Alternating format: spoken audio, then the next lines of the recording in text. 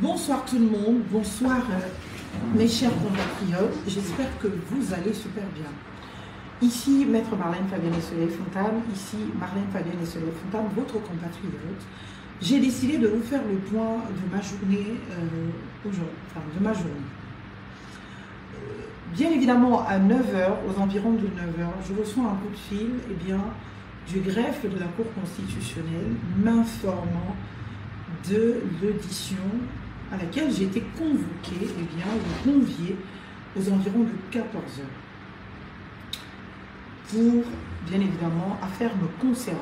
Il s'agissait des deux requêtes que j'ai introduites la semaine dernière, le 12 mars 2025, l'une portant en validation de ma candidature à l'élection présidentielle le 12 avril prochain, l'autre portant invalidation de la candidature de M. Brice Clotaire Oligui Nguema, à l'élection tout aussi du 12 avril prochain.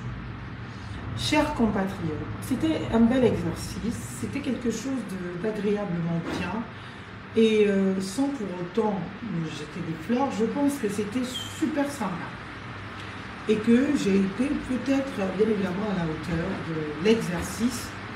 Il était question donc devant tous les juges de la Cour constitutionnelle, devant cette assemblée constitutionnelle, présidée par le président de la Cour constitutionnelle, de répondre à toutes les questions que la Cour voulait bien me poser sur les requêtes que j'ai introduites, bien évidemment, auprès de leur Cour.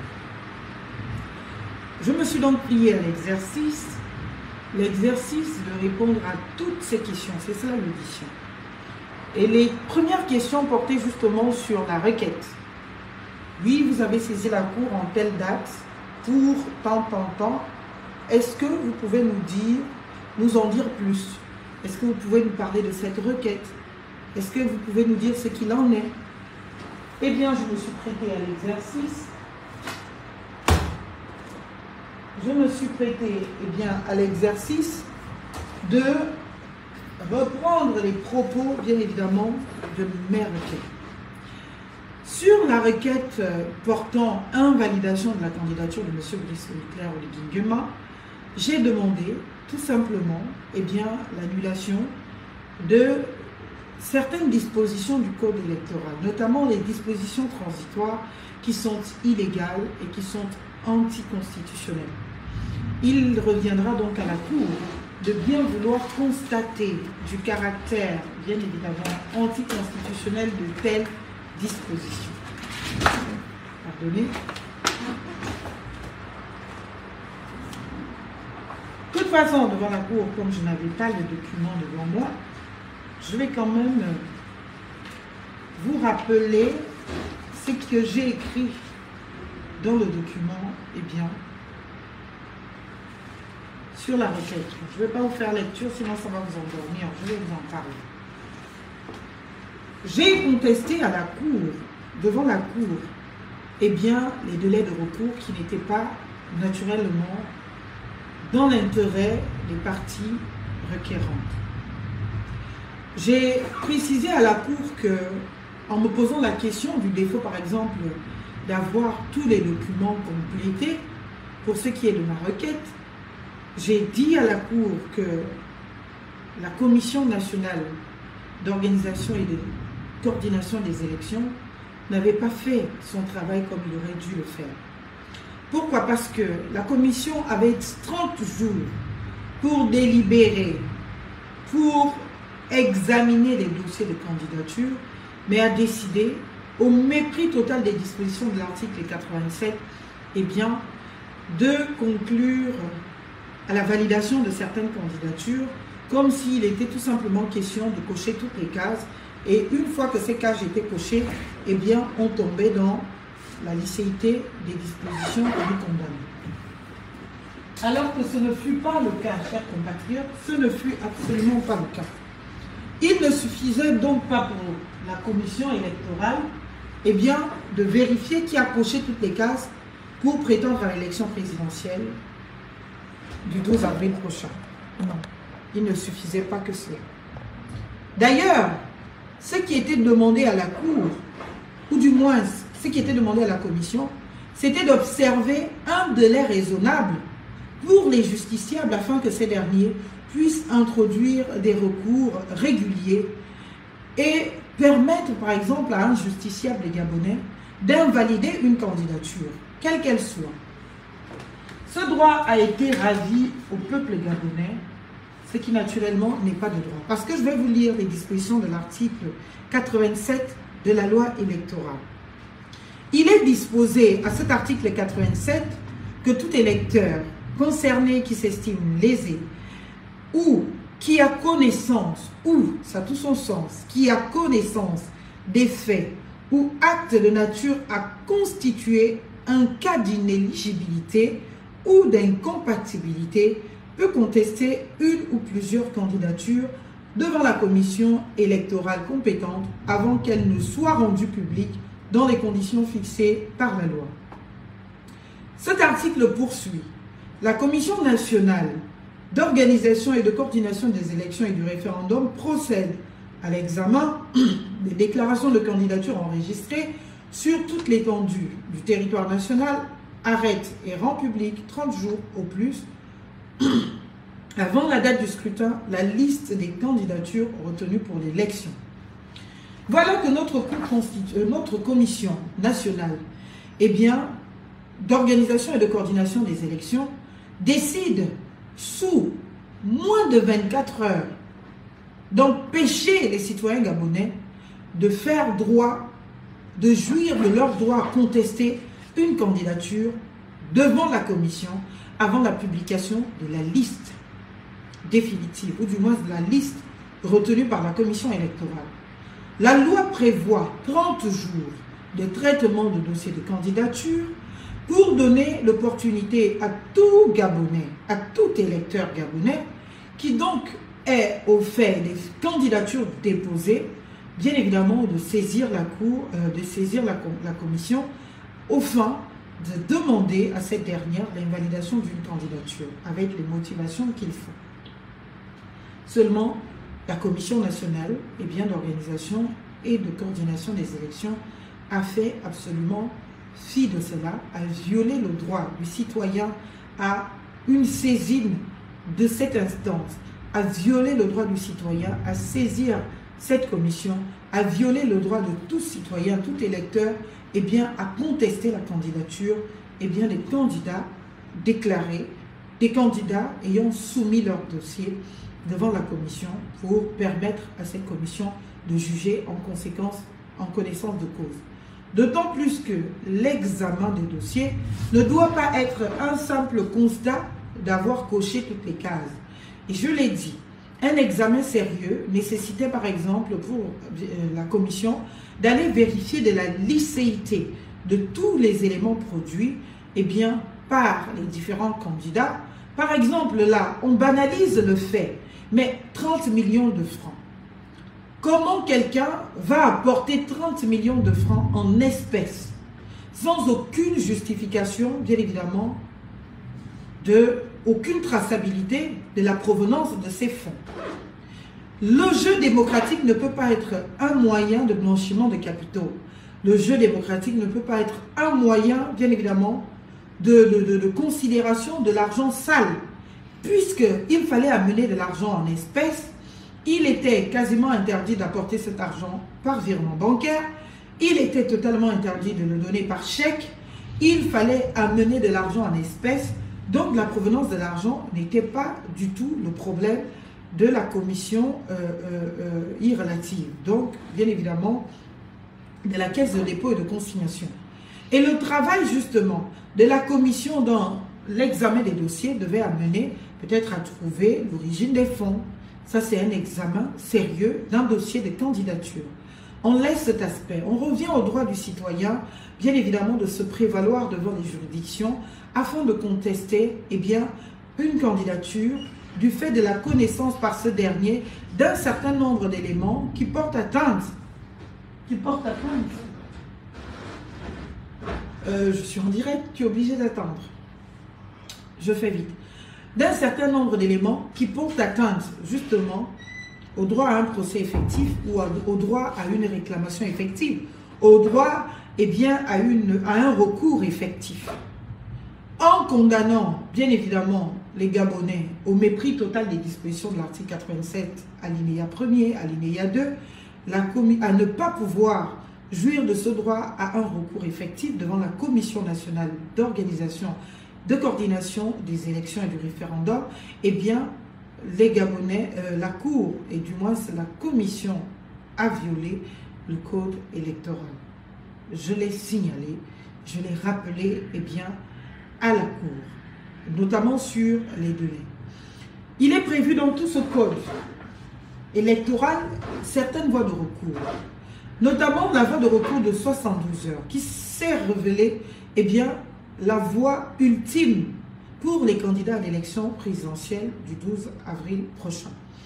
Parce que, n'ayant pas respecté le délai de 30 jours, eh bien, pour pouvoir se prononcer sur les candidatures soumises, eh bien, la commission a décidé délibérément de ne reconnaître qu'un seul délai, celui de 72 heures, auquel nous étions tous, eh bien, accrochés, alors que cela ne renfermait pas du respect à un procès effectif, du droit à un procès effectif, parce que nous sommes déjà sollicités de partout, et en moins de 72 heures, on vous pond la nécessité de produire, eh bien, produire une requête sérieuse, une requête complète à la Cour constitutionnelle, alors que bien évidemment, il y avait déjà un premier délai qui était celui de 30 jours qui n'a pas été respecté, et on se retrouve malheureusement condamné à obéir au délai de 72 heures pour pouvoir saisir en dernier ressort et surtout ultimement, eh bien, la Cour constitutionnelle. C'est donc là quelques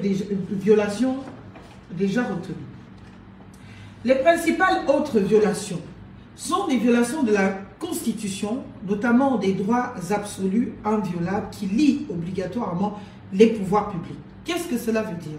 Cela veut dire que l'article 15 de la Constitution, adopté par voie référendaire récemment en novembre 2024, eh bien, prévoit que toute personne participant à une élection présidentielle, eh bien, toute personne peut participer à une élection présidentielle. Tout électeur est éligible. La seule loi qui dispose des conditions de cette éligibilité est, eh bien, la loi électorale, au travers des articles 38, qui reconfirme le principe. L'article 39, qui vient déterminer des incapacités. C'est-à-dire que le fait incapacitant, c'est le seul fait qui peut empêcher à un citoyen régulièrement inscrit sur les listes électorales, eh bien, de jouir de son droit de vote, mais aussi et surtout d'être éligible. Et ces faits incapacitants sont dans les dispositions de l'article 39. Et je vais vous en faire rapidement lecture. Que nous dispose l'article 39 de la Constitution? Je m'en vais vous le dire, chers compatriotes.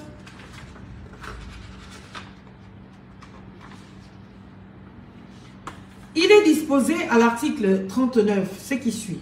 Sont frappés d'incapacité électorale et ne peuvent être inscrits sur les listes électorales les personnes condamnées pour crime, celles condamnées pour vol, escroquerie, abus de confiance, soustraction de détournement de deniers publics, faux et usage de faux, corruption, trafic d'influence, banqueroute, viol, inceste, à une peine d'emprisonnement ferme de 3 mois au moins ou d'emprisonnement avec sursis de 6 mois.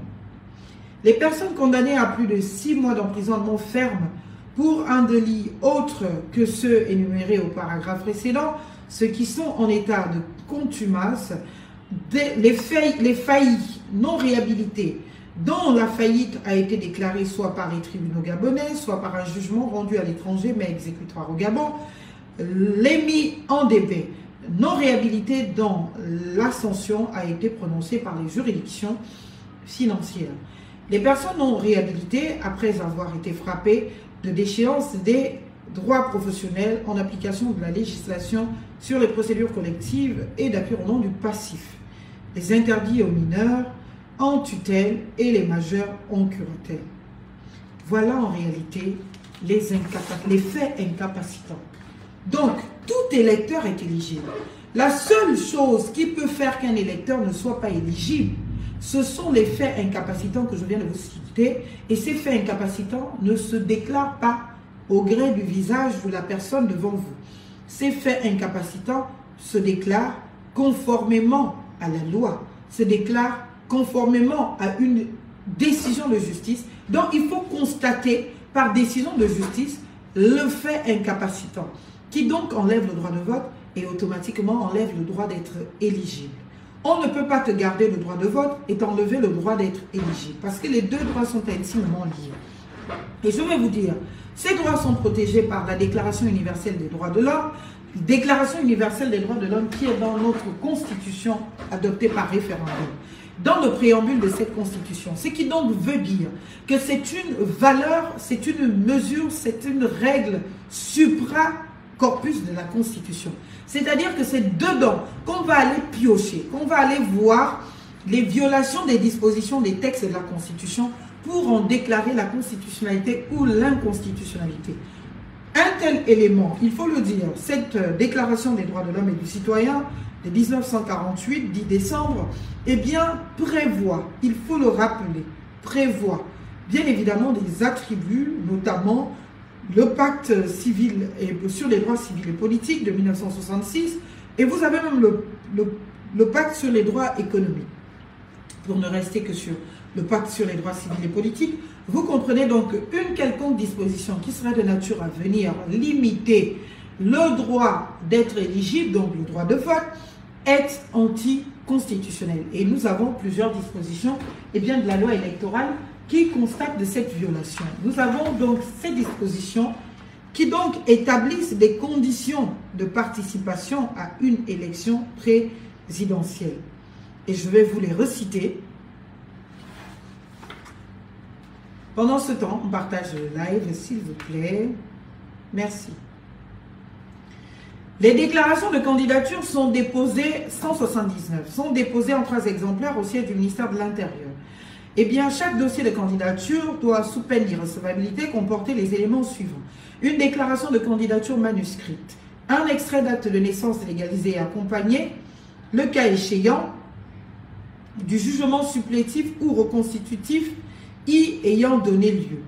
Un extrait du bulletin numéro 3 du casier judiciaire datant de moins de 3 mois. Une photographie et un signe distinctif choisi pour l'impression des affiches électorales, circulaires et bulletins de vote, signe qui doit être différent pour chaque candidat. Un certificat médical sur l'état complet de bien-être physique et mental datant de moins de 3 mois et établi par un collège médical constitué par résolution des bureaux des 2 chambres du Parlement réunis après avis de l'ordre des médecins. Un certificat de résidence délivré par les services compétents de l'immigration indiquant une résidence continue au Gabon pendant les 3 ans précédant l'élection. Un récépissé de déclaration des biens. Une attestation d'aptitude linguistique datant de moins de 3 mois délivrée par une commission d'experts mise en place par le ministère de la Culture. Une déclaration sur l'honneur du candidat attestant de posséder que la nationalité gabonaise, un justificatif de la renonciation à toute autre nationalité, le cas échéant, délivré par les autorités compétentes du ou des pays concernés et datant d'au moins 3 mois avant l'élection présidentielle. 3 ans, qu'est-ce que je dis? 3 ans avant l'élection présidentielle. Une quittance de paiement au trésor de la caution d'un montant de 30 millions de francs CFA. Un récépissé de dépôt de candidature est délivré à l'intéressé, etc., etc. Sur ces dernières pièces, sur l'exigence des 30 millions de francs CFA, déjà, il y a rupture de l'égalité du droit à l'égalité d'accès, à l'égalité devant le suffrage. On ne peut pas, bien évidemment, discriminer les citoyens dans l'accès au suffrage sous fond de leur fortune. C'est anticonstitutionnel, c'est discriminatoire et donc il faut absolument réécrire l'article 179 ou le supprimer tout simplement.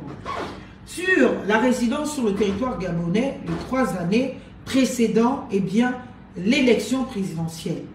Il faut vous rappeler que la loi électorale date de 2025, janvier 2025, et que la Constitution de la République gabonaise actuellement en vigueur date de fin 2024, donc tout aussi de 2025. Et la loi ne prévoit que pour l'avenir, c'est-à-dire qu'on ne peut pas demander à quelqu'un d'être sous le coup d'une loi qui le préjudicie déjà et qui ne lui permet pas de se mettre en conformité. C'est pour cela que si cette constitution devait prospérer dans le sens de son observation, il fallait attendre, chers compatriotes, eh bien, 3 ans pour donner l'opportunité à chaque Gabonais à l'étranger ou qui vit à l'étranger de rentrer au Gabon, observer la durée de 3 ans pour pouvoir eh bien, se porter candidature si tel en est le projet. Sauf que, voyez-vous, nous sommes dans un délai de 3 mois d'existence tant de la loi électorale que de la Constitution et on demande à ces Gabonais-là de trouver une résidence continue au Gabon de 3 ans dans les 3 mois. De 3 ans dans les 3 mois d'existence des lois. La loi ne prévoit que pour l'avenir.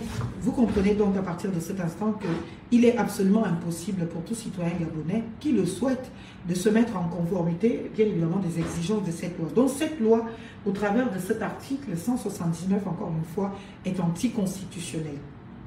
Et cette anticonstitutionnalité doit être déclarée pour annuler la disposition 179 ou la réécrire en y enlevant tous les faits discriminants, tous les éléments discriminants, eh bien, y présents. On va laisser, eh bien, ce qui est des dispositions. On va parler aussi, par exemple, de l'acte de mariage. Sur l'acte de mariage, qui n'est pas ici, je vous ai lu tout ce qu'il faut. L'acte de mariage n'est pas présent dans le code électoral, mais ils l'ont supposé dans la Constitution, puisque dans l'article 43 de la Constitution, il y est justement prévu que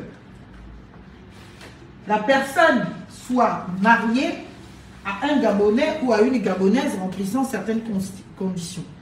Quand on va lire donc cet article, il suppose, ou bien évidemment, il suppose l'existence justement d'un lien de mariage. C'est pour cela qu'à la commission, ils ont mis dans la fiche de documents nécessaires et bien de cocher le mariage. L'acte de mariage, ce n'est pas prévu dans le code électoral, mais c'est prévu dans la Constitution. Sont éligibles à la présidence de la République, article 43 de la Constitution, tous les Gabonais des 2 sexes remplissant des conditions ci-après. Être né Gabonais d'au moins un parent, Gabonais lui-même né Gabonais, avoir la nationalité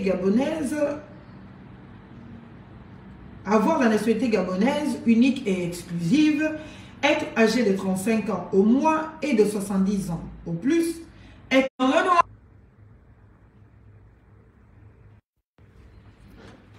Excusez-moi, chers compatriotes, veuillez repartager le live. Oui, je n'ai pas compris pourquoi les auditions ne sont pas passées en direct. Je suis tout aussi surprise que vous, parce que je pense que c'était filmé. Je peux vous dire que c'était filmé. Mais je ne sais pas pour quelle raison. Eh bien, je ne sais pas sur quel site c'est publié, sur quel... voilà, je ne sais pas. Donc, on va continuer. Malheureusement, on a été coupé. L'électricité a coupé juste dans cet immeuble.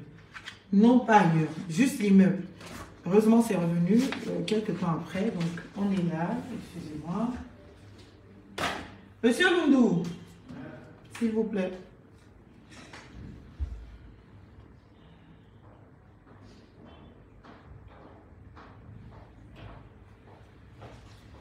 Pourriez-vous me brancher cette fiche en enlevant l'autre pour pouvoir changer celui-là?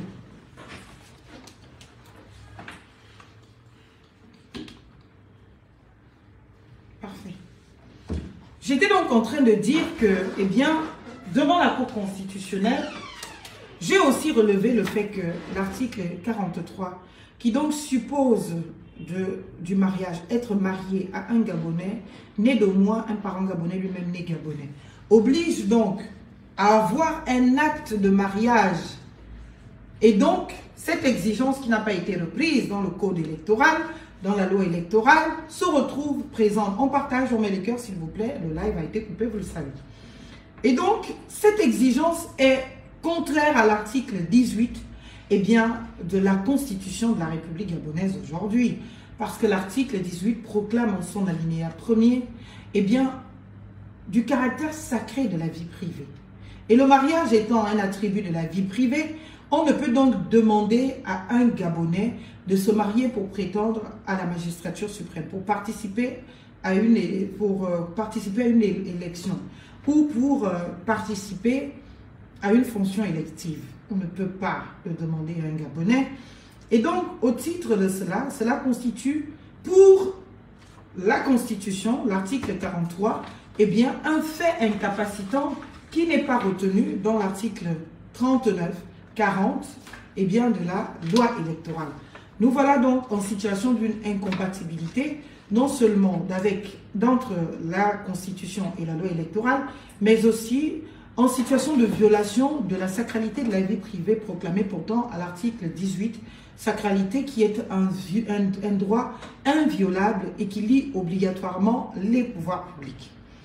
Voyez-vous donc, avec la résidence au Gabon, parler au moins une langue, jouir d'un état complet de bien-être physique et autres, autant de conditions qui sont absolument anticonstitutionnelles et pour lesquelles nous attendons que la Cour dise le droit et nous rétablisse dans nos droits.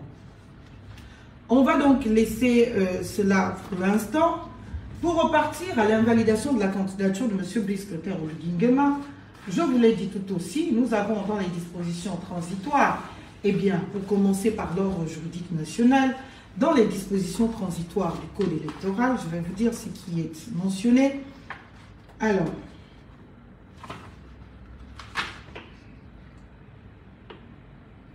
des dispositions finales, des dispositions transitoires diverses et finales. Des dispositions transitoires. Les dispositions de l'article 30 alinéa 3 de la présente loi organique relatives au délai de mise en place de l'autorité de contrôle des élections et du référendum ne sont pas applicables aux prochaines élections politiques. Les incompatibilités, alors qu'est-ce qui est l'élément légal? Les incompatibilités et interdictions liées au statut particulier des magistrats, des forces de défense et de sécurité et des comptables publics principaux et consacrés par la présente loi organique ne sont pas applicables à la prochaine élection du président de la République, au renouvellement des deux chambres du Parlement post-transition et au renouvellement des conseils locaux et bureaux des conseils locaux. Est-ce que vous avez compris? Les incompatibilités et interdictions liées au statut particulier des magistrats, des forces de défense et de sécurité et des comptables publics principaux ne sont pas applicables à la prochaine élection du président de la République. Au renouvellement des deux chambres du Parlement, ce qui est grave post-transition, donc ça veut dire que dans cette post-transition, au Parlement, on peut avoir les militaires partout, et au renouvellement des conseils locaux. Donc, cela veut dire que M. Brice Clotaire Oligui Nguema s'est taillé un article 375 dans le Code pénal pour qu'il continue de gouverner ce pays avec ses gens, ses militaires, son CTRI, et bien avec tout le monde qui l'accompagne aujourd'hui pour ravir non seulement le Parlement, pour continuer sous mandat impératif comme ils le sont déjà, bien évidemment sous cette transition, pour ravir les conseils départementaux et locaux. Toutefois, les personnes concernées par les incompatibilités et interdictions visées à l'alinéa ci-dessus doivent, avant de se porter candidat, solliciter au préalable une autorisation de leur hiérarchie un mois avant le scrutin. Une autorisation de leur hiérarchie un mois avant le scrutin. Elles sont mises en disponibilité d'office dès la déclaration de candidature jusqu'à la fin de leur mandat en cas d'élection. En cas de non-élection, elles réintègrent de plein droit leur corps d'origine. Voilà les dispositions qui sont absolument nulles et de nul effet. L'article 375 doit être totalement, bien évidemment, déclaré anticonstitutionnel et annulé. Je vais vous expliquer pourquoi. Vous savez, toutes les personnes concernées jouissent d'un droit à la mise en disponibilité. La mise en disponibilité, c'est 2 ans. Ça ne dépasse pas 2 ans. Donc, ça ne peut pas faire le temps d'un mandat. Alors qu'il est précisé ici que la mise en disponibilité doit être tout le temps du mandat. Là, on n'est plus en présence d'une mise en disponibilité. On ne peut pas garder son statut de magistrat, de militaire et autres pendant 7 ans, alors que, bien évidemment, on n'appartient plus, alors que on est dans une fonction absolument incompatible. Et j'ai rappelé à la Cour, eh bien, une disposition qui s'ajoute elles sont mises en disponibilité. En cas de non-élection, ça c'est l'article 376, en cas de conflit d'autorité, des dispositions de la présente loi organique prévalent sur celles des statuts particuliers des agents publics. Voilà qui est une violation grave du droit international, du droit gabonais, des principes du droit. J'ai rappelé à la Cour sur ces dispositions qu'il ne revenait pas à une loi de fixer les règles d'une hiérarchie des normes. Il ne revenait pas à une loi de fixer même pas une constitution. Une constitution ne peut pas avoir une disposition qui prévoit des règles de la hiérarchie des normes. La hiérarchie des normes est établie en droit, au travers des grands principes du droit. Et ce sont ces principes que l'on observe quand on se veut un état de droit, dans, bien évidemment, le respect de l'ordre qui est établi. Le fait pour le Parlement de la transition, sous mandat impératif de Brice Clotaire Oligui Nguema, eh bien, d'aller greffer à cette loi électorale ces dispositions des articles 375, 376 et suivants, est une violation manifeste, bien évidemment, du principe de la hiérarchie des normes. Eh bien, dans ce principe de hiérarchie des normes, le code électoral, qui est une loi organique, une loi générale, eh bien, est une loi qui se veut de portée générale et impersonnelle et qui ne doit pas donc parler de cas particuliers. Alors que les différents statuts des différents corps mentionnés, les magistrats, les militaires et les comptables publics, eh bien, sont des lois qui sont absolument spéciales parce que réglant des situations spécifiques de corps spécifiques. Et dans la matière de la hiérarchie des normes, les lois spéciales, c'est un principe de droit. Les lois spéciales l'emportent sur les lois générales. En situation de conflit, de l'application de lois dans le temps et dans l'espace, eh bien, les lois spéciales s'appliquent en lieu et place des lois générales. C'est un principe de droit que tout étudiant en droit, bien évidemment, devrait savoir. Donc, on ne peut pas aller greffer un article dans une loi électorale soit-elle qui prévoit de l'incompatibilité, qui prévoit de la hiérarchie des normes. C'est absolument indécent, c'est absolument anticonstitutionnel. Parce que tous ces principes sont aussi reconnus dans les lois dont je vous ai parlé. Le droit à un procès équitable en fait partie. Et pour parler du droit à un procès équitable est un procès dans lequel les justiciables ou les parties prenantes, les requérants et autres, sont garantis dans l'absolutisme de leurs droits, au travers du respect de l'ordre public, des grands principes du droit. Et donc, cette disposition, ou du moins ces dispositions transitoires du code électoral violent allègrement la Constitution de la République gabonaise au travers de son préambule, au travers bien évidemment des lois fondamentales, des droits fondamentaux, lesquels droits vous sont rappelés de l'article 10 à l'article 25 de la Constitution de la République gabonaise adoptée récemment par référendum. Chers compatriotes, nous faisons du droit, nous ne faisons pas de la politique. Et en matière de droit, il faut absolument respecter les textes de droit, les principes de droit. Et en l'occurrence, ces dispositions transitoires sont anticonstitutionnelles. Ces dispositions transitoires violent les grands principes du droit, notamment celui d'un procès équitable et effectif, d'un recours effectif, celui, eh bien, de la prévalence des lois spéciales en lieu et place des lois générales. Celui tout aussi de la hiérarchie des normes. Une loi générale ne peut pas s'appliquer devant une loi spéciale. Que nous dit cette loi spéciale? Les incompatibilités qu'ils ont voulu annihiler par un petit paragraphe greffé dans un article. Je vais vous le dire. Que nous disent ces lois générales, ou du moins ces lois spéciales? Pour ne parler que du statut particulier des militaires, pour ce qui concerne naturellement la candidature de M. Brice Clotaire Oligui Nguema, il est prévu à l'article 73 et suivant, articles 73 et 74, ce dont je m'en vais vous faire lecture.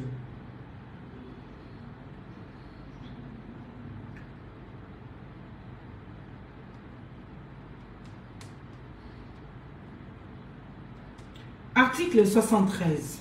chers compatriotes, l'exercice d'un emploi dans les forces de défense est incompatible avec le mandat de président de la République, le mandat de parlementaire, les fonctions de vice-président de la République, membre de corps constitués, membre du gouvernement, membre de cabinet politique, membre du bureau directeur ou exécutif d'un parti politique ou d'un syndicat, membre de conseil d'administration d'un organisme public personnalisé ou membre élu d'une collectivité locale lorsque le dit organisme ou la dite collectivité est ou a été directement ou indirectement sous le contrôle, la supervision ou la tutelle du militaire concerné. Pour ne parler que de cela. Un militaire, monsieur le militaire, Brice Clotaire Oligui Nguema, ne peut pas être candidat parce que c'est incompatible avec la fonction de président de la République au titre de ce que, eh bien, toute l'administration gabonaise a été sous son contrôle pendant cette période de la transition. Il a contrôlé le gouvernement, il a contrôlé le Parlement, il a contrôlé la présidence, il a contrôlé tous les services. Et ne serait-ce qu'au titre de cette disposition de l'article 60, des dispositions de l'article 73, M. Brice Clotaire Oligui Nguema ne peut pas être candidat. Et c'est une loi spéciale, elle prévaut sur la loi générale. Article 74. Les militaires candidats, vous comprenez, candidats, ou nommés à l'une des fonctions visées à l'article 73 ci-dessus, donc par exemple, candidater à l'élection présidentielle, perdre automatiquement son statut de militaire et est radié des cadres. Voyez-vous, ça c'est un article tellement important, c'est-à-dire peu importe le charabia qui peut être raconté dans les dispositions transitoires, peu importe les dispositions prévues à l'article 375, ils n'ont pas prévu là-bas comment est-ce que ça se passe en parlant par exemple d'autre chose que de la mise en disponibilité. Parce que l'article 74 ne parle pas de la mise en disponibilité. L'article 74 parle de la radiation automatique. C'est-à-dire, dès que tu te portes candidat, automatiquement, tu n'es plus militaire.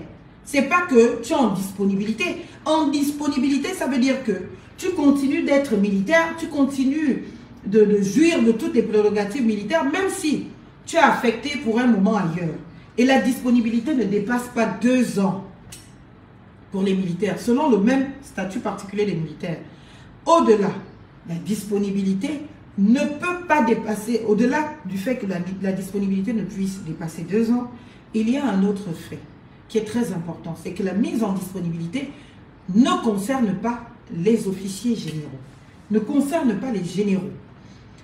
La mise en disponibilité est possible jusqu'au poste, bien au grade de colonel. Passer le grade de colonel, eh bien, on ne peut plus parler de mise en disponibilité. Donc, les généraux sont interdits de se mettre en disponibilité.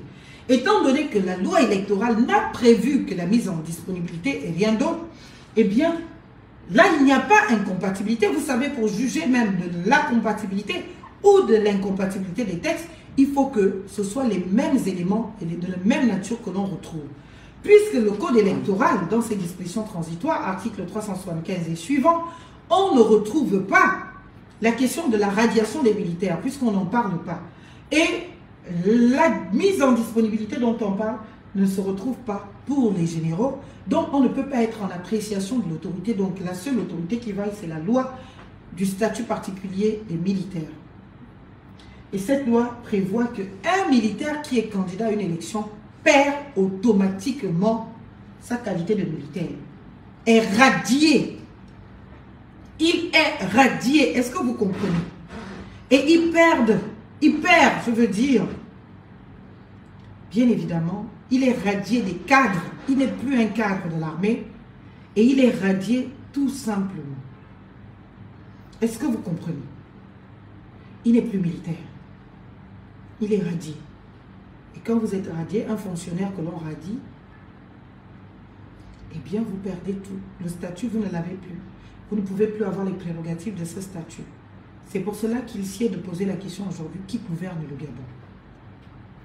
Parce que, admettons que la disponibilité était recevable, dans l'hypothèse où la disponibilité était recevable pour M. Oligui, il n'aurait pas été en capacité de continuer à conduire la transition. Il fallait donc nommer un nouveau président de la transition. Parce que, mise en disponibilité, c'est la qualité de militaire actif qui l'a amené à occuper les fonctions de président de la transition. La perdant, il perd la fonction de président de la transition. Et donc, il faut procéder conformément à la charte de la transition à une nouvelle élection d'une nouvelle personne qui serait de nature à établir justement le prochain président de la transition. Et quand on relit cet article,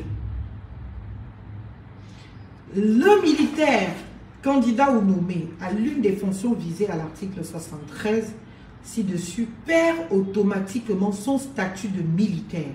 Il perd automatiquement, c'est-à-dire qu'il n'y a pas de procédure, sauf à faire constater que Brice Clotaire Oligui Nguema a été candidat et donc il a perdu son statut de militaire. Et d'ailleurs, je vais saisir tout aussi la hiérarchie militaire pour demander de la constatation de la radiation de l'armée de M. Brice Clotaire Oligui Nguema. Ce n'est pas moi qui l'ai dit, ce sont leurs textes. Vous pouvez le prendre. Article 74. Donc, aujourd'hui, on doit considérer que M. Brice Clotaire Oligui Nguema n'est même plus du tout militaire. Il a perdu son statut de militaire déjà. Il est devenu civil. Il est devenu un citoyen comme toi et moi. Il n'est plus militaire. Est-ce que vous comprenez ça? C'est automatique. Donc, la mise en disponibilité ne le concerne pas. Parce qu'il est à un grade auquel il est totalement impossible d'avoir une mise en disponibilité. Est-ce que vous comprenez? Il n'y a pas de mise en disponibilité possible pour les généraux d'armée. La seule chose, c'est même la retraite. Un général d'armée ne peut pas se mettre en disponibilité. Et un général d'armée qui démissionne, il faut aller lire les dispositions. Donc, il a perdu automatiquement et il n'est plus général d'armée, puisqu'il est tout aussi radié des cadres. Qui sont les cadres militaires? Vous connaissez les cadres militaires? Les officiers supérieurs, les généraux, il n'est plus cadre, c'est-à-dire même colonel, il n'est plus. Il est radié des cadres. Est-ce que vous comprenez, chers compatriotes? Ce n'est pas un jeu. Nous voulons un état de droit. Les militaires nous ont vendu l'état de droit. Ils nous ont promis l'état de droit. Et l'exercice que nous nous permettons de faire, qui est citoyen, n'est que dans l'optique d'établir un état de droit. Et constater sa violation, c'est grave. On ne peut pas l'accepter. Article 75, dont ne parle pas tout aussi, eh bien, le code électoral. Je vous donne là les raisons que j'ai évoquées devant la Cour constitutionnelle pour invalider la candidature de M. Brice Clotaire Oligui Nguema. L'article 75, il est interdit aux militaires en activité d'adhérer à des groupements ou associations à caractère politique. Vous tous, vous avez vu que Brice Clotaire Oligui Nguema avait adhéré, eh bien, à l'association Osiman. Il a même occupé des responsabilités politiques au titre de la présidence honoraire d'Osiman. Chers compatriotes, Osiman en question étant une association à caractère politique, M. Brice Clotaire Oligui Nguema a violé l'article 75 eh bien, du statut particulier des militaires. Je ne parle même pas des activités lucratives qui sont interdites, des participations directes ou indirectes dans les organismes. Le militaire est tenu d'informer sa hiérarchie de tout fait pouvant le placer ou le plaçant dans une situation de conflit d'intérêts. Je ne fais que vous parler, bien évidemment, de tout ceci. Chers compatriotes, c'est vous dire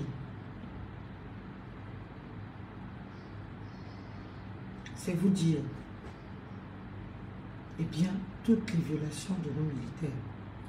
Je ne parlerai même pas de Manfumbi, qui, revêtant l'habit militaire, qui donc incarne la République gabonaise, le drapeau gabonais, vert, jaune, bleu, qui est là, quelque part là.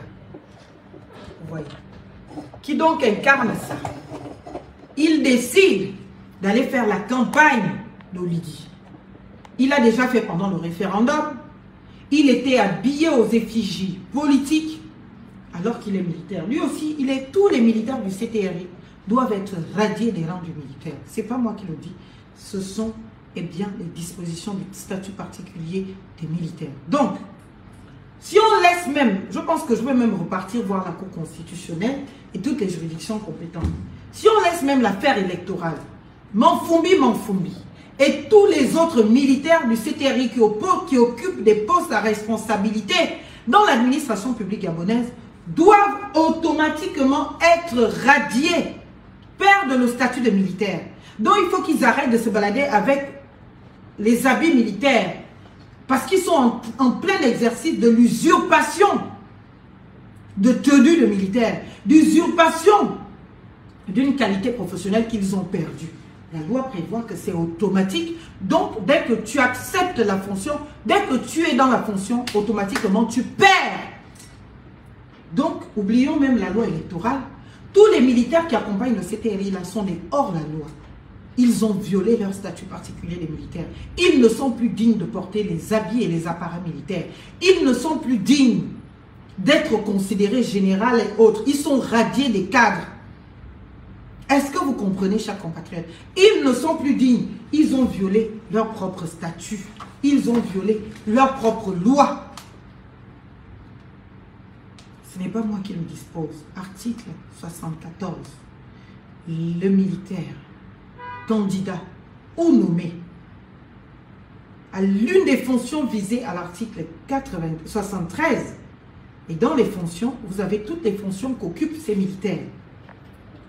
Le mandat de président de la République, pour ceux qui concernent Brice Clotaire Oligui Nguema, le mandat de parlementaire, tous ceux qui sont au Parlement, que ce soit bien évidemment devant l'Assemblée nationale ou le Sénat de la transition, les fonctions de vice-président de la République, membres de corps constitués, tous ceux qui sont dedans, membres du gouvernement, tous ceux qui sont au gouvernement ne doivent plus se présenter. Ils ont perdu le statut de militaire.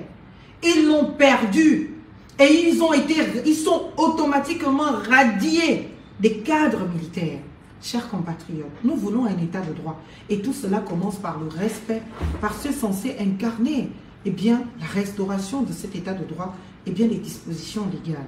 S'il vous plaît, je vous en supplie, chers compatriotes, respectons l'ordre.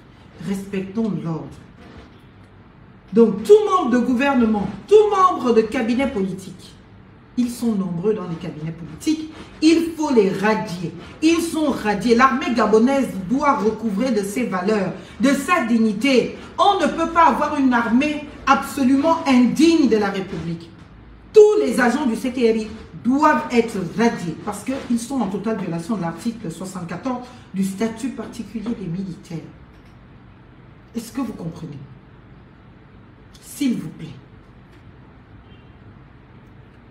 Les membres du bureau directeur ou exécutif d'un parti politique ou d'un syndicat, membres de conseil d'administration, d'organismes publics personnalisés ou membres élus d'une collectivité, tous les militaires qu'on a envoyés délégués spéciaux à gauche, à droite, ils sont radiés. Tous les militaires ministres sont radiés.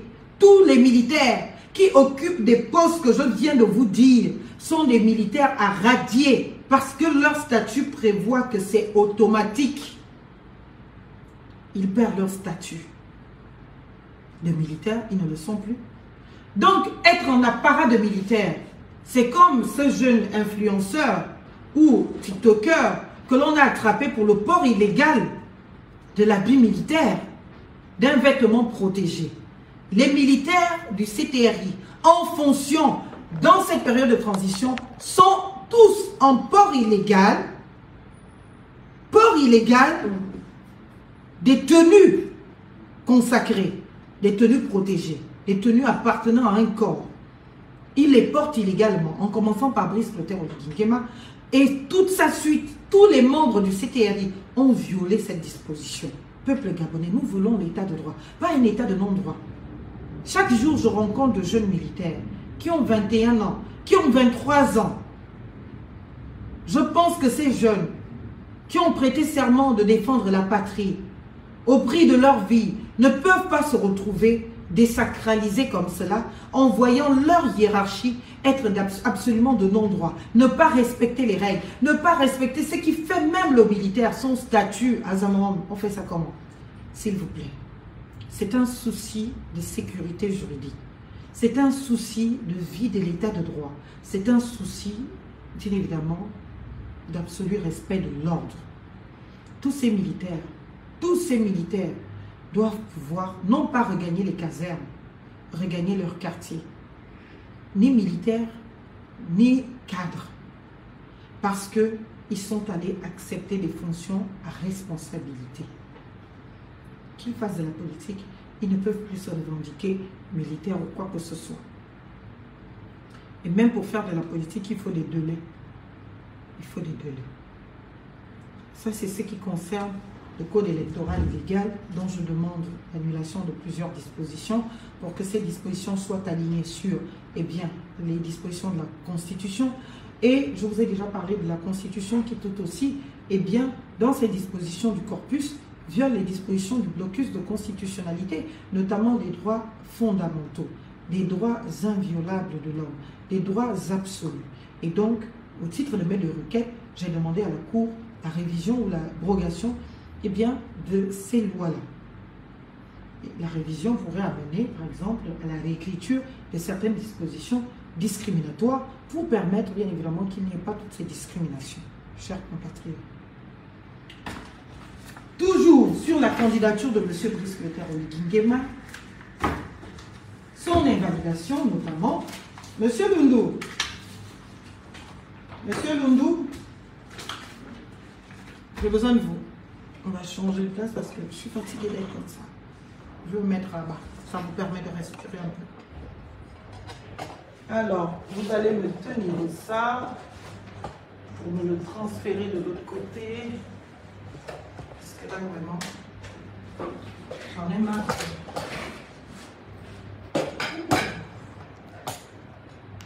Parfait. Parfait. Merci beaucoup. Par contre, j'ai failli te demander quelque chose que je ne peux pas me permettre de te demander. Tu sais ce que c'est? Je peux imaginer ça. Dis-moi. Ah, mais non, fais le geste. Fais le geste. Quoi? Prendre quelque chose ici, vous l'amener? Non, c'est ça, mais j'ai besoin de voir de l'eau. Vous voulez terminer? Mais tu cherches?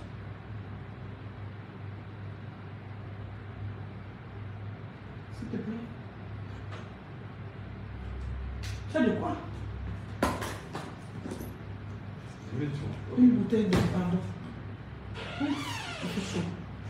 Ne ferme pas, tu sais que votre internet là, a du mal à venir quand c'est fermé. Partagez le live, mettez les cœurs. On ne fait que commencer, chers compatriotes. Ah non, il faut que je dorme commencer pour aujourd'hui. On ne fait pas que commencer pour aujourd'hui. Donc je disais que tous les militaires du CTRI sont radiés de leur grade, des cadres militaires.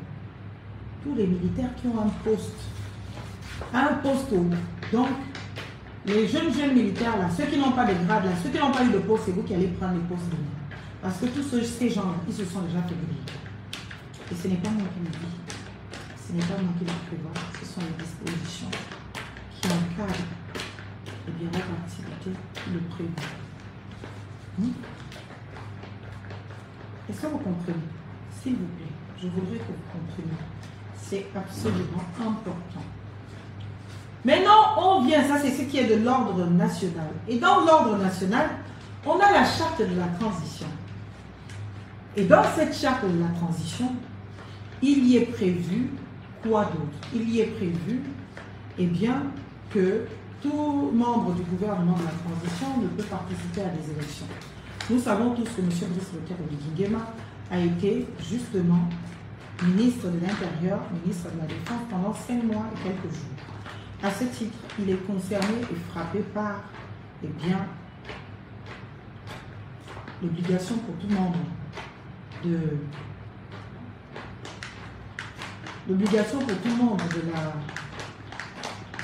gouvernement de ne pas participer aux élections, bien évidemment. Après maintenant, essayons de regarder sur le plan, le vocable, bien évidemment, de l'ordre public gabonais international. Il faut comprendre que chaque pays, chaque État qui se dit de droit dispose de 2 ordres publics. Nous avons l'ordre public national, d'une part, et l'ordre public international. Et donc, l'ordre public national, ça va être toutes les lois autonomes prises par le Gabon, dans le Gabon, et pour les Gabonais et pour le Gabon. Et l'ordre public gabonais international va être tous les engagements pris par le Gabon devant, en bilatéralité, en multilatéralité, en tout cas devant la communauté internationale. Les traités, les conventions, les chartes, tout ce que le Gabon signe, ça fait partie d'un bloc que l'on appelle, eh bien, l'ordre public gabonais international. Et on a l'ordre public national gabonais. Donc chaque pays, un État de droit, fonctionne avec ces 2 ordres publics. Dans le premier ordre public national, je vous ai déjà parlé de la loi électorale, je vous ai déjà parlé de la Constitution, dans ses dispositions, je vous ai parlé de toutes ces dispositions. J'ai entendu quelqu'un dire qu'il y aurait certaines choses qui seraient dans le décret. Encore une fois, hiérarchie des normes. Dans la hiérarchie des normes, pour ceux qui ont fait du droit, vous vous rappellerez de la hiérarchie des normes, de Hans Kelsen, qui est vraiment l'un des pionniers en cette matière, et on a d'autres qui ont établi des hiérarchies des normes. Vous saurez que une loi ne peut pas être inférieure à un décret. C'est-à-dire qu'on ne peut pas se revendiquer d'un décret quand il y a une loi dans le même domaine, sur la même question. Parce que normalement, un décret vient pour appliquer une loi. Un décret ne vient pas pour créer une nouvelle loi. Et un décret ne peut être valable s'il n'existe pas en la matière une loi. Est-ce que vous comprenez? Ça s'appelle la hiérarchie des normes. Donc, chers compatriotes, dans cette hiérarchie des normes, on a donc les normes à valeur constitutionnelle, c'est-à-dire celles qui sont reprises dans le bloc de constitutionnalité, les engagements internationaux importants auxquels on peut, bien évidemment, se déroger. Et on a les normes à valeur, pour certaines constitutionnelles, pour d'autres pas du tout, et bien nationales. Pour les normes à valeur constitutionnelle, on a essentiellement les droits internationaux, les traités, les conventions, tout ce que vous voulez, internationaux. C'est pour cela qu'il est très important de connaître dans quel ordre on se trouve et comment est-ce que l'on fait pour agir. Ça, c'est sur l'ordre national. Monsieur le vice-président Oligui Nguema ne peut pas se présenter. Je vous ai déployé ce que je pouvais ce soir, pour le temps d'un live. Pour ce qui est de l'ordre international, chers compatriotes, je vais vous le dire. En ce qui concerne l'ordre international, nous avons, quoique, on va considérer un petit pan de cet ordre national, que j'ai failli oublier, le serment. Le serment a une valeur juridique. Est-ce que vous comprenez? Le serment a une valeur normative. Et quand on prête serment et que l'on manque de respect à ce serment, on est poursuivable en justice. C'est constitutif d'une infraction. À ce titre-là, Brice Clotaire Oligui Nguema a prêté serment le 4 septembre. Sous serment, il a déclaré son attachement et le respect de lui et du Gabon des engagements internationaux. Et parmi ces engagements internationaux, il a cité la Charte africaine de la démocratie, des élections et de la gouvernance. Il l'a cité. Ce n'est pas une invention. Il a dit pendant le discours, j'ai le discours de Brice Clotaire Oligui Nguema du 4 septembre écrit, et je l'ai justement en vidéo. On a déjà tout bien mis en sécurité. Parce que les choses peuvent disparaître par enchantement et on va nous dire, c'est pas comme ça. Donc, Dans ce discours, chers compatriotes, où l'on établit bien, M. Brice Clotaire Oligui Nguema s'engage à respecter la charte africaine de la démocratie et des élections, solennellement, sous serment. Cet engagement est office de loi de la République gabonaise, est contraignant, est une obligation, est source d'obligation, engageant la responsabilité non seulement de M. Brice Clotaire Oligui Nguema, qui prête serment, mais aussi la responsabilité de l'État gabonais qui s'est engagé au travers de ce serment. Right? À partir de cet instant, qu'est-ce qu'il convient de faire ou qu'est-ce qu'il convient de constater en plus pour ce qui concerne l'ordre public gabonais national? Il y a que dans ces mêmes dispositions, chers compatriotes, l'article, la charte de la transition, pour être plus exact, prévoit en son alinéa, dans son préambule, en son alinéa 11, l'attachement du Gabon et des militaires à un certain nombre d'instruments appartenant à l'ordre public international gabonais. La Déclaration des droits de l'homme, la Déclaration universelle des droits de l'homme et du citoyen du 10 décembre 1948, la Déclaration des droits de l'homme et des peuples, bien évidemment de l'Union africaine, la Convention, la Déclaration de l'Union africaine, la Charte africaine pour ce qui me concerne pour tout de suite, des droits, la Charte africaine des élections, de la gouvernance et des élections. Voilà les dispositions qui sont rappelées de respect scrupuleux, de respect absolu par le militaire dans la charte de la transition. Voyez-vous donc, dans l'ordre public national gabonais, on compte aujourd'hui la charte africaine de la démocratie, des élections et de la gouvernance au titre du préambule de la charte de la transition, au titre bien évidemment du discours fondateur solennel et bien de M. Brice Clotaire Oligui Nguema qui a engagé le Gabon. Parce que, il faut vous le dire, non, parce qu'il faut vous le dire, la charte africaine de la démocratie des élections a été considérée à plus d'un titre par M. Brice Clotaire Oligui Nguema et a engagé le Gabon au respect de cette charte à plus d'un titre. Et quand on part maintenant sur le volet de l'ordre public international, cette charte, on la retrouve tout aussi. J'ai entendu, la répétition est pédagogique, j'ai entendu ces derniers jours, chers compatriotes, qu'il était absolument impossible que la charte africaine de la démocratie s'applique au Gabon, parce que le Gabon n'aurait pas ratifié la dite charte. Quand vous lisez la Convention de Vienne sur les traités, conventions et les chartes, tout ce que vous voulez, l'article 18 est édificateur ou édifiant. Il vous précise les différentes méthodes de ratification d'un traité. Et parmi celles-ci, vous retrouverez celles qui permettent au Gabon aujourd'hui d'être soumis, qui condamnent le Gabon à être soumis à cette loi. Chers compatriotes, qu'est-ce que l'on a? Qu'est-ce que l'on a, chers compatriotes? Il faut rappeler, pour un souci de bonne information, parce que oui, le peuple gabonais a droit à la bonne information. Le droit à l'information est un droit constitutionnel, c'est un droit protégé. Donc, il faut que nous vous permettions d'être dans la jouissance de ce droit à l'information.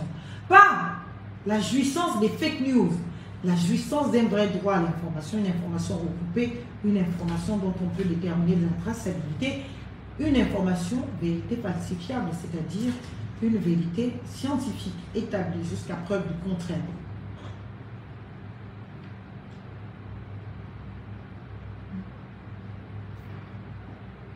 Chers compatriotes, quand on en vient, eh bien, à cela, on a presque fini. Quand on en vient à cela, partagez le live, mettez les cœurs. Qu'est-ce que l'on constate, cher ami? Merci.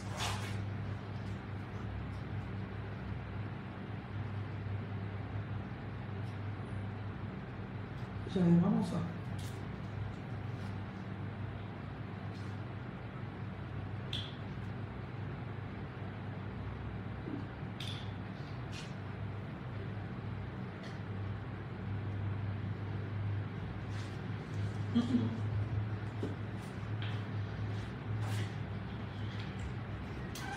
Quand on regarde cette charte, je vous fais une traçabilité simple. La charte, elle est adoptée en 2007. Puis, le Gabon décide de la signer 3 ans plus tard, c'est-à-dire en 2010.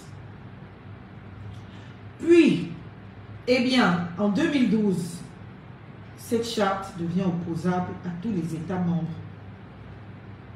de l'Union africaine. Pourquoi? En 2007, entre 2007 et 2010, la charte ne pouvait s'appliquer que sur les États ou dans les États signataires et ratificataires et réglementaires. Parce qu'il y avait 3 conditions à remplir pour que la charte produise des effets de droit, entre en vigueur dans votre pays. Il fallait l'avoir signée, il fallait l'avoir ratifiée et il fallait avoir émis des règles, je pense, sur la charte. Ça, c'est entre 2007 et 2012. On va le dire comme ça. 2007 et 2012. Le Gabon montre donc sa bonne volonté de correspondre aux exigences de la dite charte en intégrant les dispositions de la charte au travers de sa signature. Donc le Gabon part et signe la charte en question en 2010. C'est déjà une avancée. On attend encore du Gabon qu'il ratifie.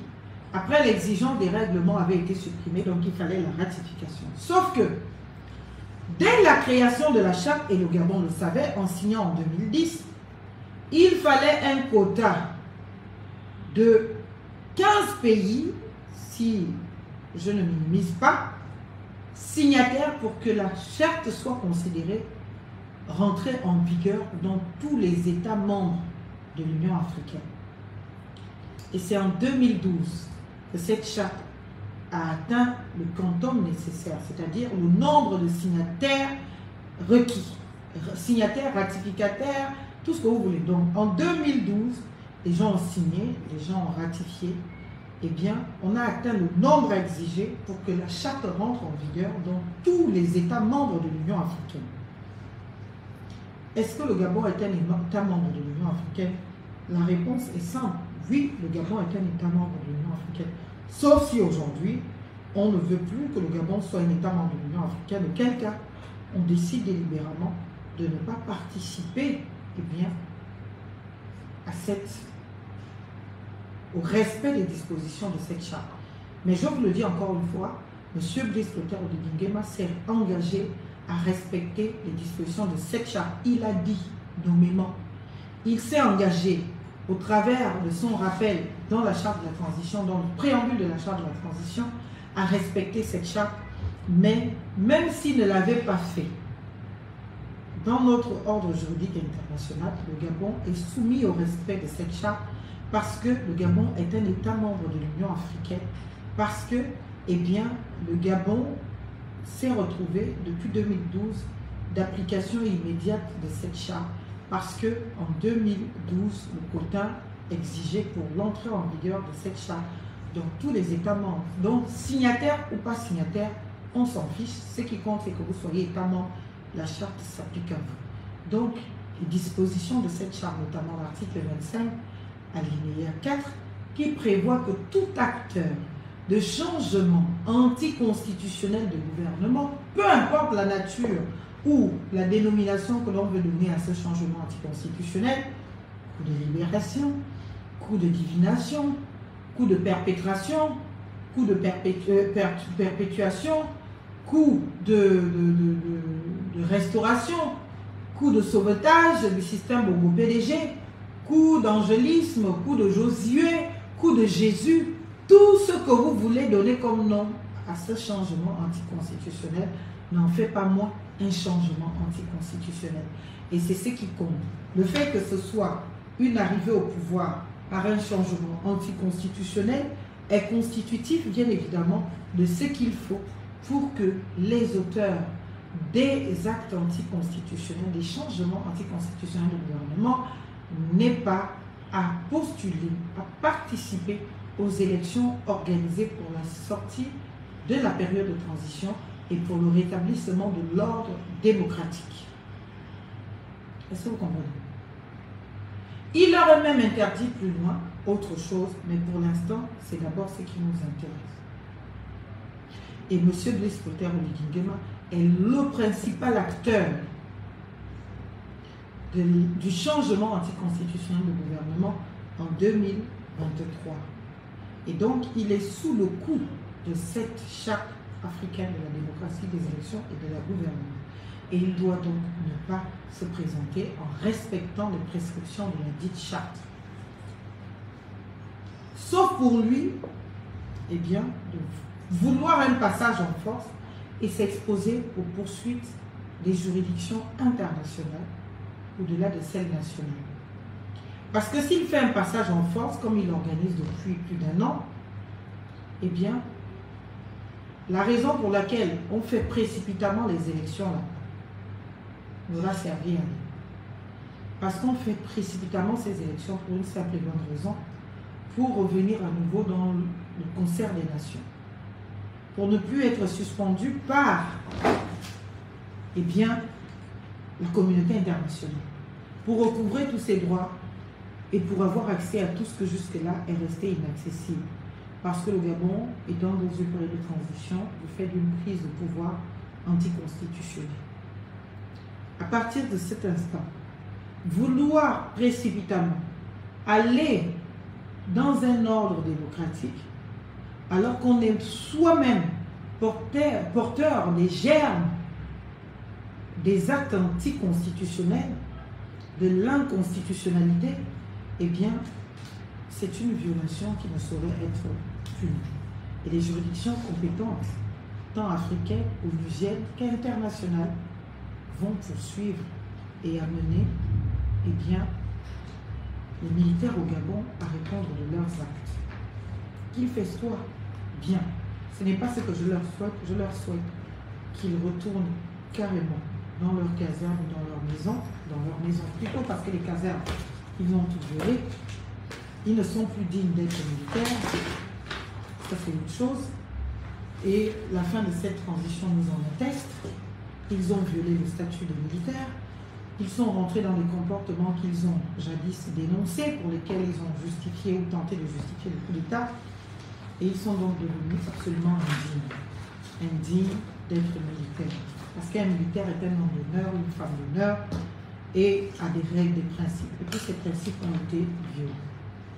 Donc j'ai demandé à la Cour aussi de modifier les dispositions de la charte de la loi électorale, parce que ces dispositions ne prévoient pas l'effet suspensif des recours.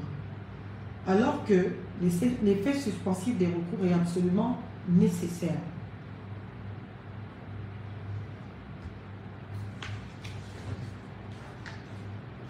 Surtout en matière électorale et de cette envergure. Pourquoi? Parce qu'on risque de se retrouver pendant le temps des recours avec une personne à la tête de notre pays, eh bien, qui va finir par être déclaré inconstitutionnel ou irrecevable. Malheureusement, il aurait déjà pris les commandes de notre pays, donc pour souci de sécurité juridique, de souveraineté, de fiabilité de nos institutions, qui garantirait, eh bien, aux internationaux, aux investisseurs, une stabilité de notre pays, on est obligé de demander l'annulation de ces dispositions. Donc, l'incompatibilité, je vous l'ai déjà dit, procède de ce statut particulier des militaires.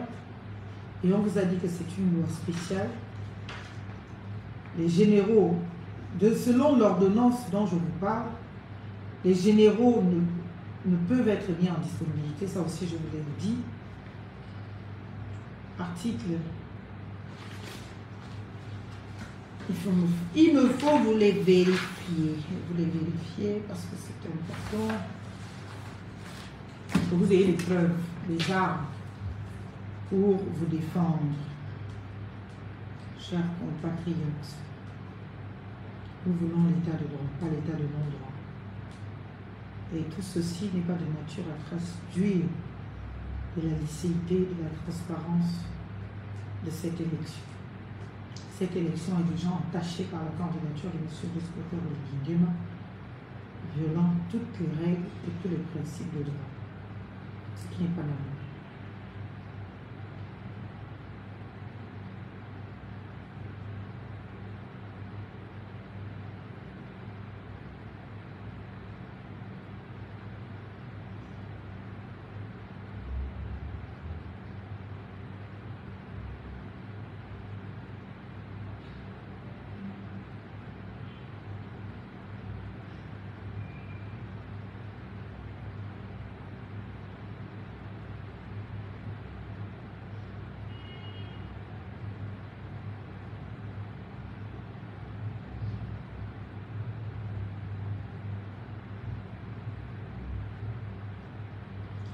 C'est l'article 159 sur la disponibilité.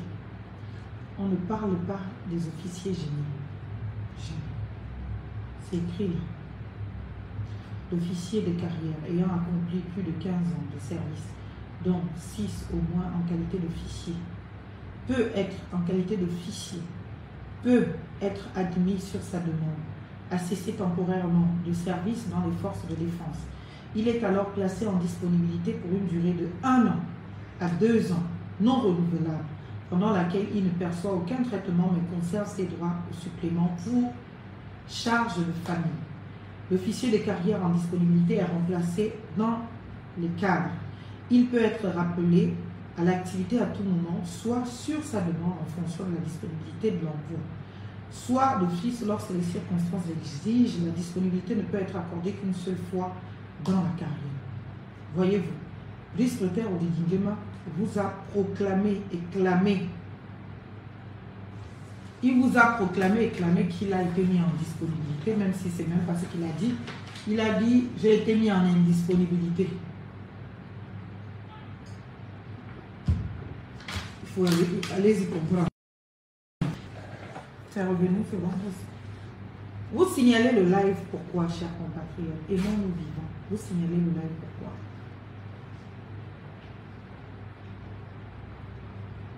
Vous signalez le live pourquoi.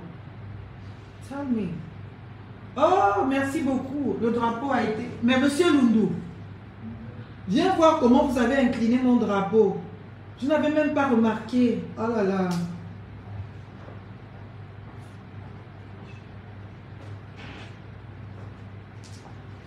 Redresse-moi mon drapeau. Pourquoi vous l'avez incliné? Oh mon Dieu. Mon pauvre pays, vous me faites mal.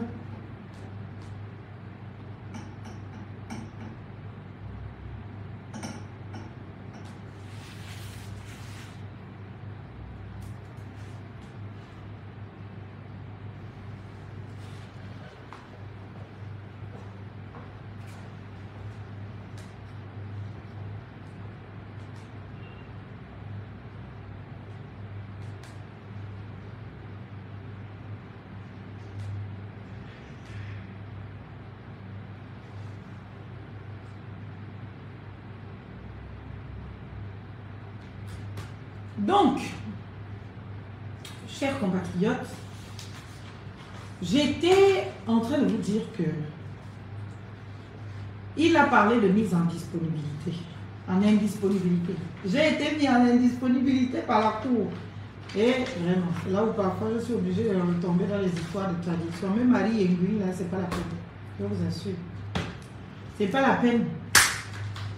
Même les choses élémentaires, les gens là, combien Nguyen là, c'est pas la peine. Ils connaissent. C'est pas la peine. Parce que quand vous voulez être trop sérieux dans l'histoire là, tu dis qui est tout un général de l'armée qui confond disponibilité et indisponibilité. Et il répète ça plus de 3 fois. C'est même pas que c'est un lapsus. Oui, oui, j'ai été mis en indisponibilité. C'est quoi l'indisponibilité? Pardon, je préfère, puisqu'on est dans une élection de culture, vraiment, mes parents, ils venus là, c'est pas la peine. Le flassi et eux, c'est 2 choses différentes. Vraiment, en tout cas. Donc, il ne peut pas, il lui est interdit, en tant que général d'armée, parce que la loi ne le prévoit pas. La loi l'interdit.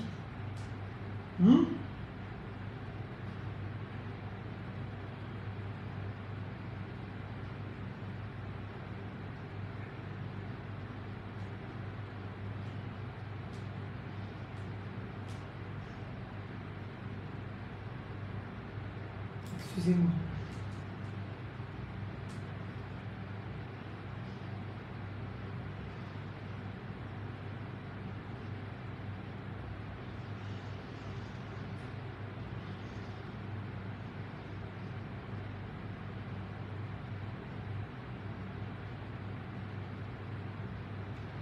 C'est pas moi qui le prévois, c'est la loi, article 159. Les officiers supérieurs là, ce ne sont pas les généraux. Donc ce sont eux, dans une carrière, après 15 ans de service, qui peuvent bénéficier d'une mise en disponibilité. Pas en indisponibilité, disponibilité.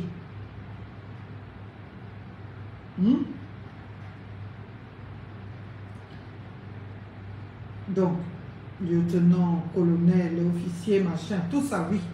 Les généraux, là, non, ça ne les concerne pas.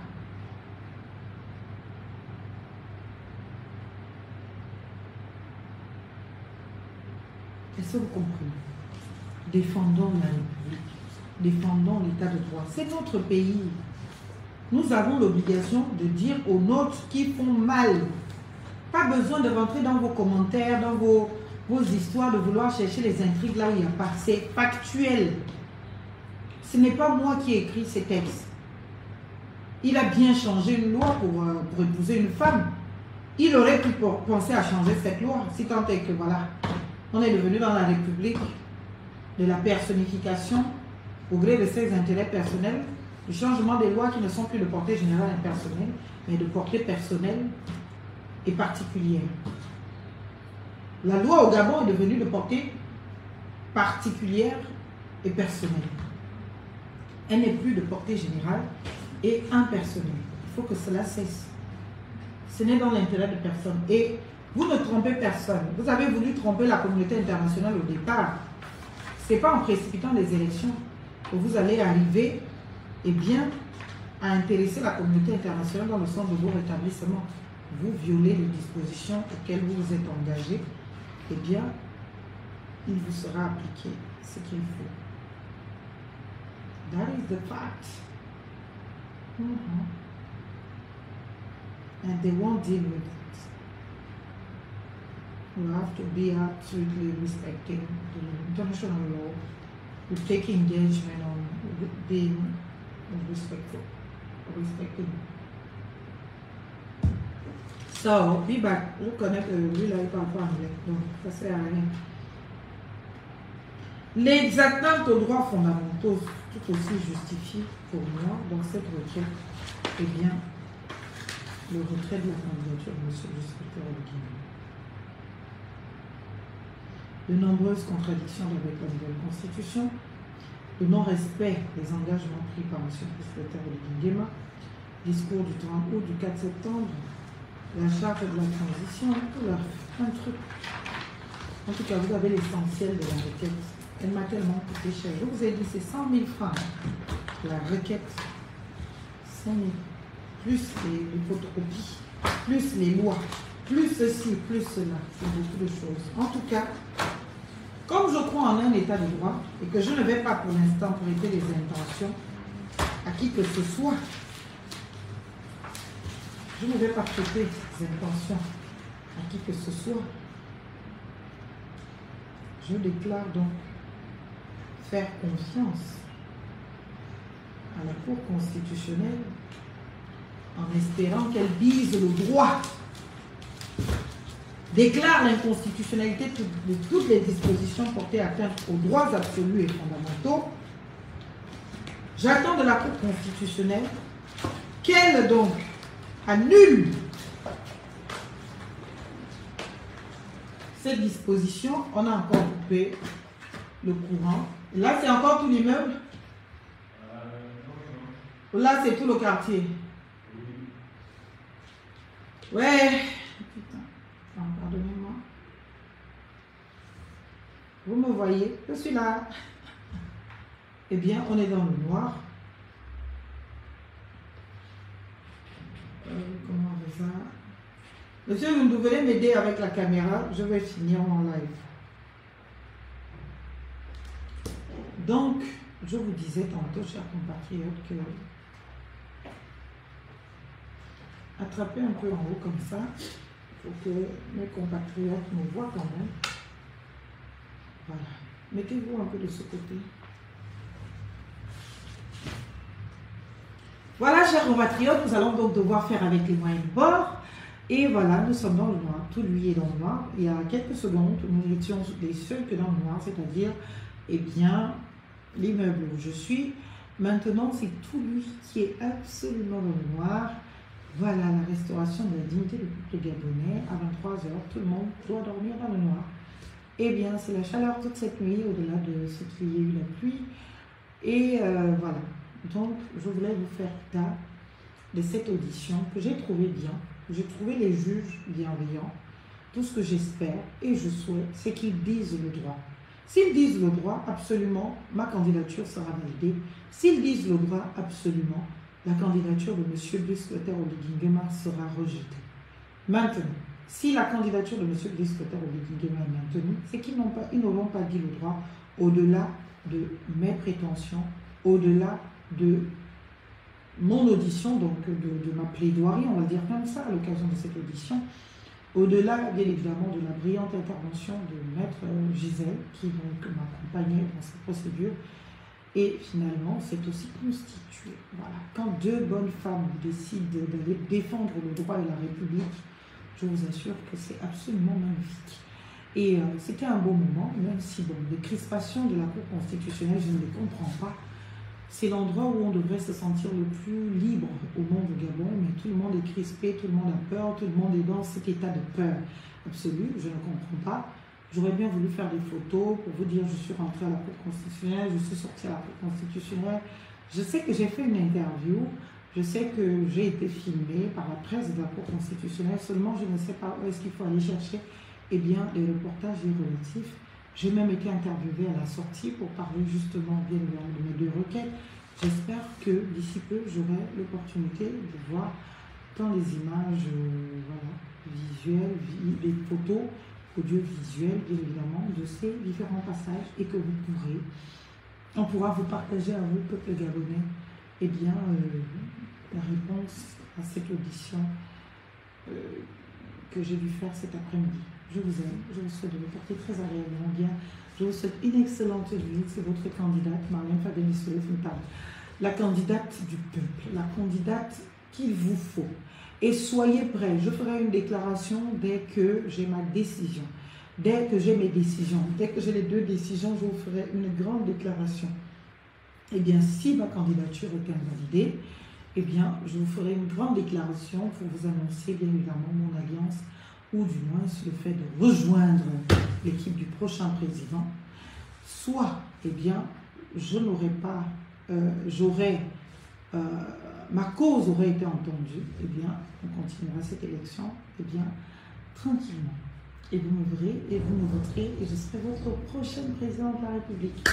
Et ce ne sera que tout bonheur pour vous, peuple gabonais, parce qu'une présidente de la République qui a du cœur, qui a des valeurs, bien évidemment, qui est d'une probité irréprochable, qui a un amour vrai, sincère, bien évidemment, du Gabon et des Gabonais, qui a le souci de la dignité humaine pour tous, qui a le souci de vous rétablir dans vos droits absolus, qui a le souci de faire de chaque Gabonais, eh bien, dans le sens de ses droits, un Français chez lui. C'est parce qu'en France, au-delà de ce qu'il y ait la pauvreté et la précarité, les Français ont le minimum vital, se soignent, mangent, ils vont à l'école. Au Gabon, on doit être en capacité d'offrir à tous nos concitoyens des logements décents, d'offrir à tous nos concitoyens des conditions de travail décentes, d'offrir à tous nos concitoyens de l'instruction, de la formation, un travail rassurant, et protégé, d'offrir à tous nos concitoyens, bien évidemment, l'accès à la justice, une justice équitable, digne. Faites de moi, faites de, vous verrez, chers compatriotes. Mais de toute façon, je sais que vous me faites confiance et je vous remercie de la confiance que vous me faites. Et je continue de vous dire que oui, je sais que nous sommes un peuple qui souffre de beaucoup d'insécurité, mais à un moment donné, on est bien obligé de faire confiance à ces leaders et d'espérer que, naturellement, ces leaders-là, il y en a qui vous ont peut-être trahi, mais il y en a d'autres, une nouvelle génération de leaders aujourd'hui, qui reste droit dans ses bottes, fidèle à sa colonne vertébrale, et qui ne vous trahira jamais, et qui sera toujours de nature à vous vendre ce qui est et non pas ce qui n'est pas. Et c'est pour cela que je vous dis, faites-moi confiance.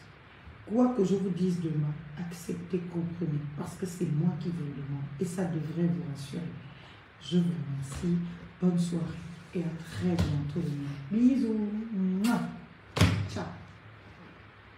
Tu peux arrêter le live, s'il te plaît. Oh. Il faut appuyer là. Ouais, c'est là à terminer. Bon, enlève le téléphone si tu veux.